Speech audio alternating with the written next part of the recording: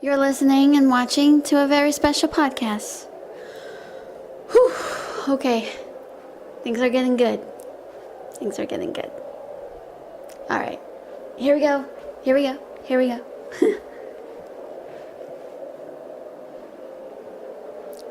Barrere Devlin faced off against Monty, but it looked like Monty was getting the upper hand.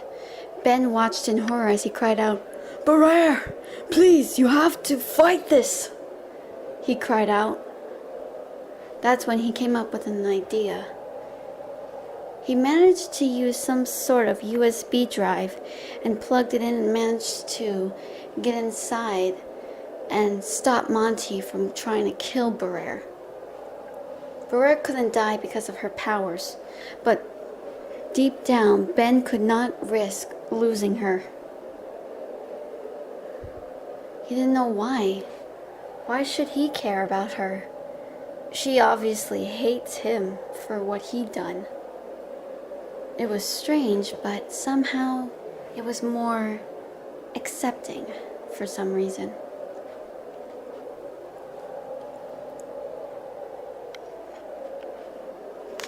However, he managed to stop Monty. Barrere was shocked to hear that Ben was the one that sabotaged it. Ben appeared on the screen before everyone, saying, "Surprise, Monty." Monty was screaming in agony. Barrere managed to finish him off as well. Ben locked off. Moments later, since that battle, Ben managed to stand again.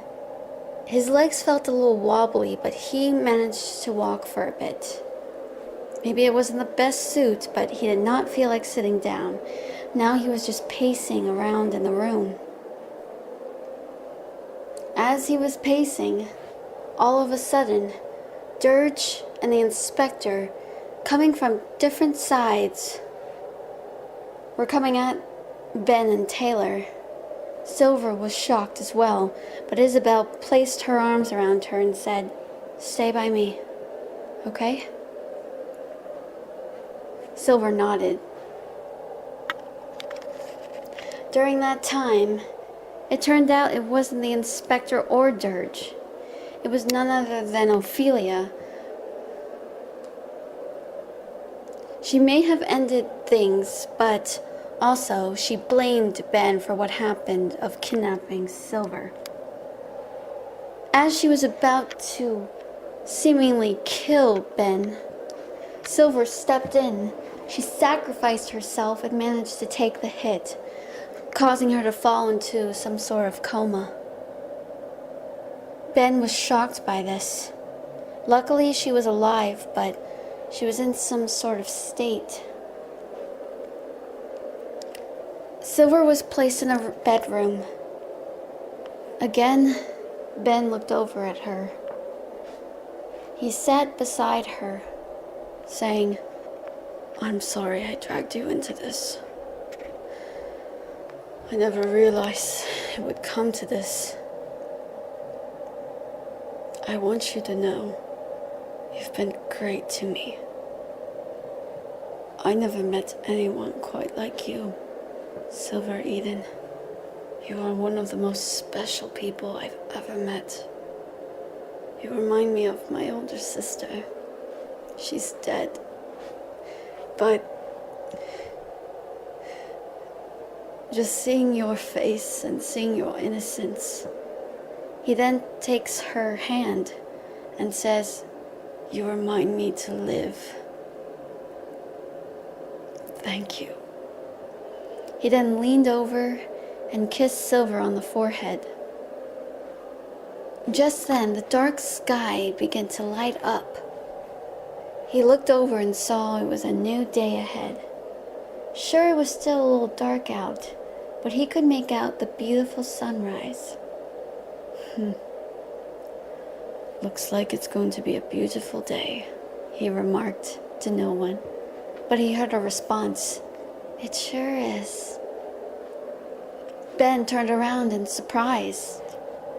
Sylver looked up at him with a smile. "Hello, Ben," she greeted. Ben was filled with tears of joy, saying, "Hello, Sylver."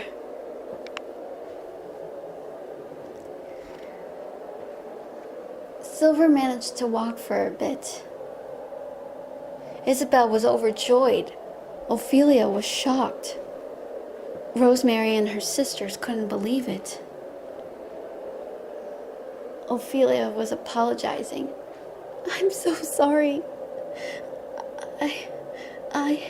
It's okay. It's over now. No one's gonna hurt us." Just then, the real noises. They all came in. The inspector and Dirge. "Sorry to disappoint you, gentlemen, but I believe it's all over for you now." "Well, you really think so?" "I believe your days are going to be numbered," Ben remarked.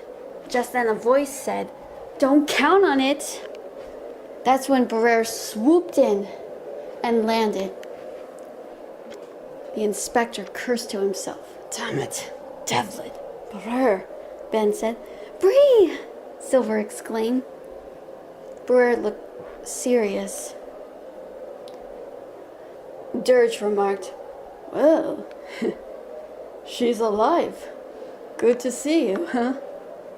Ben then closed his eyes as he said, "It's all right. You can take me in." Barrere looked like she was walking towards him. He braced himself. Even though he felt his body tense, he was ready. That swing of punch, anything. But, to his surprise, Barrere walked past him. This made Ben confused. Taylor was also shocked. Sylver couldn't comprehend what was going on. Barrere looked over at Dirge with an angry sort of face. "Ben, can I ask you something?" Barrere asked. "What is it?" Ben inquired. By any chance, did you particularly, made any monsters coming back to life?" "Not since the first, with Justine, but I haven't done that in a long time, and I promised myself I wouldn't do it again." Barrere nodded. I see." "He's obviously lying," Dirge clarified. "I mean, he's mad. He's very much more insane."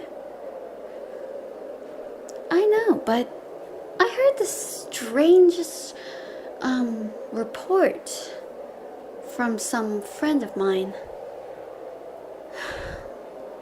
She told me that somebody else got their hands on it. But it wasn't Ben who started this whole thing. That somebody else was also part of the whole beach incident. Sure, Ben had to pour all that melting acid into the water, but somebody pulled the trigger.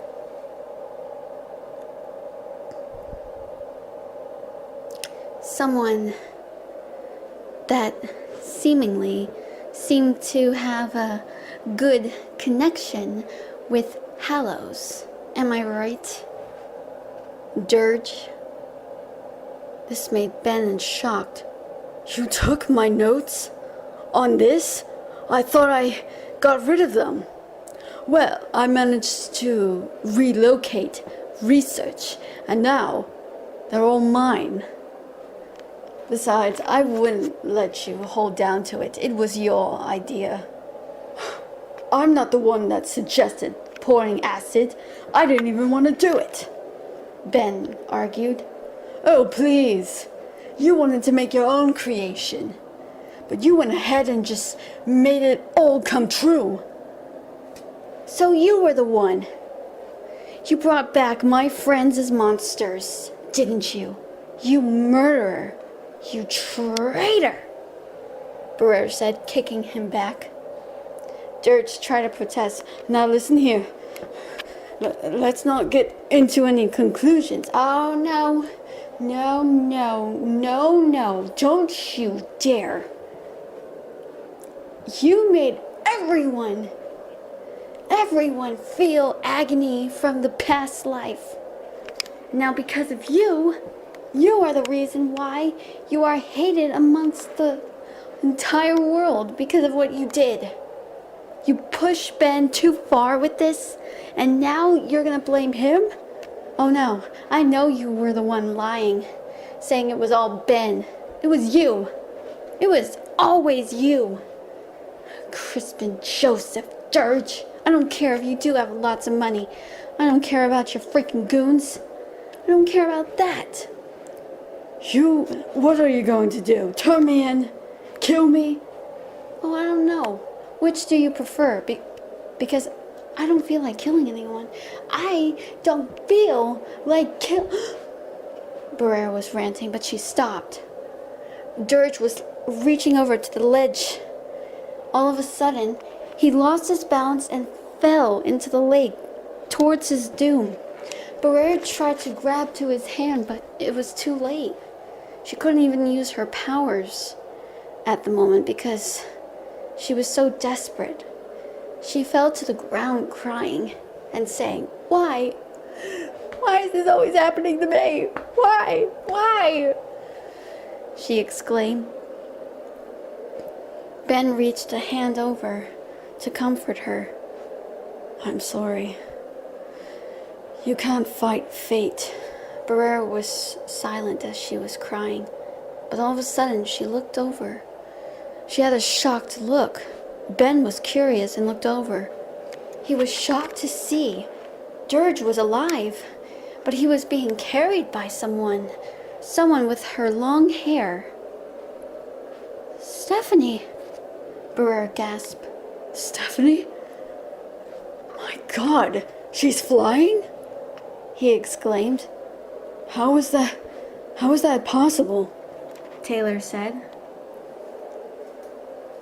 Stephanie came in and she dropped Dirge onto the floor back inside the townhouse. Stephanie looked over at Ben. Hi, Ben. It's nice to see your face. You can talk. Oh, I missed your voice. I know. It's all thanks to Barrera. She helped me get it back. Stephanie pointed out. Oh, that's something, Ben said.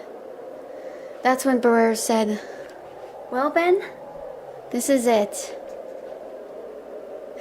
I know you don't want to need anyone from the agents of Evermore for your help, but should you need me, I promise you, perhaps maybe something more than just that.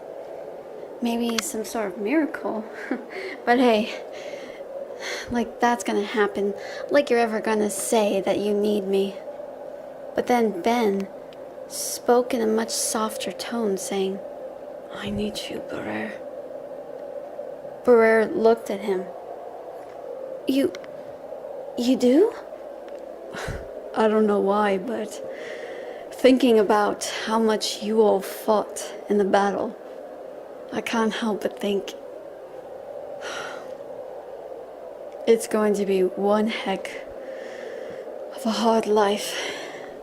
And knowing that somehow you wouldn't stop for anything, you would stop at nothing to protect those you care about. That's why I need you more than anything, Ben said. That's when Barrera burst out laughing, and she said, Well, why didn't you say so? At once, everyone appeared on the scene. See, I told you, you're not alone, Barrera said. Ben was grinning from ear to ear. Even Taylor seemed happy. Sylver was also amused. And now it begins. Well, see you next time. Bye.